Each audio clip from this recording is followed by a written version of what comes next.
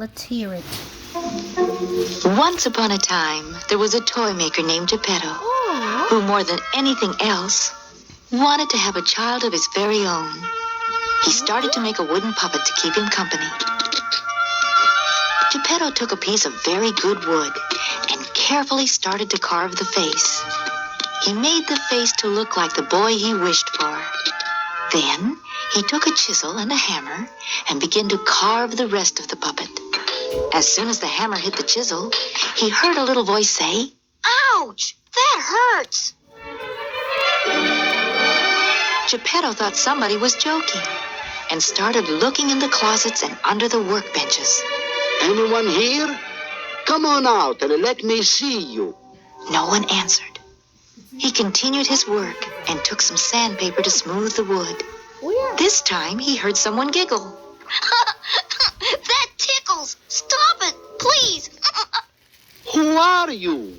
There was no answer. The silence frightened him. He sat quietly for several minutes and listened, but no one spoke. He went back to work and finished the puppet. When he turned around to pick up something, the puppet suddenly moved and upset a can of paint onto the floor. What a mess. Who could have done that? The puppet smiled at him and said, Hello, Father. I did it. The toy maker was very happy that his wish had come true.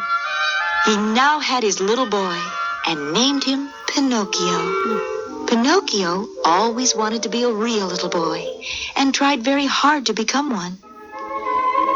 His father sent him to school, but Pinocchio was very naughty. He often lied and was warned that if he told another lie, his nose would grow. Pinocchio laughed.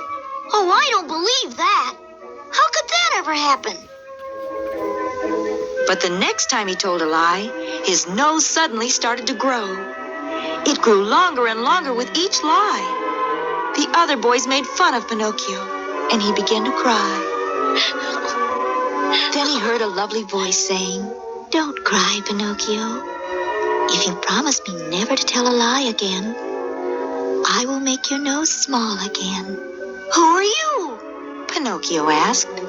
I am your fairy princess, said the voice, and suddenly she appeared. She was very beautiful. I promise to be good. I won't lie again. Please make me into a real boy. You can only be a real boy if you do something very brave. Then and only then will you be a real boy. Pinocchio did not keep his promise to be good. He kept staying out of school. Then one day he ran away with the circus. Meanwhile, he was joined by a cricket, sent by the fairy princess to watch him. Cricket told him, Pinocchio, I am your conscience.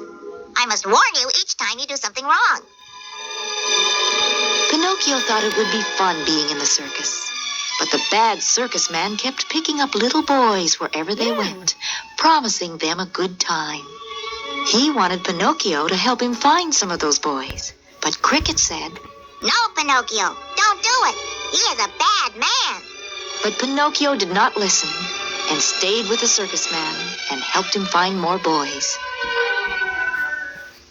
Soon they were far away from town, and they came to a mine where many little donkeys were working. Watch out, Pinocchio, said Cricket. Don't trust that circus man.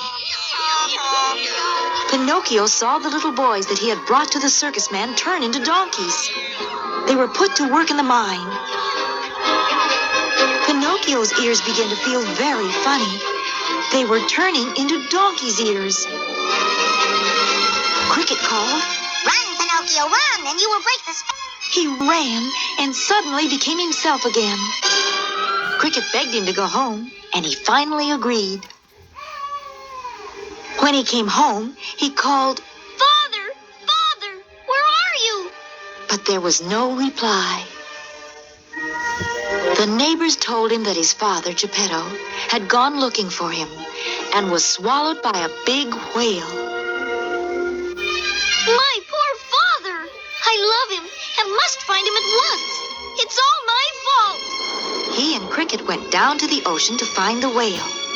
They found a small boat and started rowing. Suddenly, they came upon the whale. Pinocchio, look out! He's going to swallow us! But it was too late. The next thing they knew, they were inside the whale. And there at a funny little table sat his father. Oh, Father, Father, I've come to save you. How can you save me, my boy? We are all trapped now. Pinocchio started thinking. All he wanted to do was to save his father. Then it came to him. Father, break up the table. We will set it on fire. Soon there was a big fire in the whale's stomach. The fire was so hot that the whale did not feel well at all. He began to heave and heave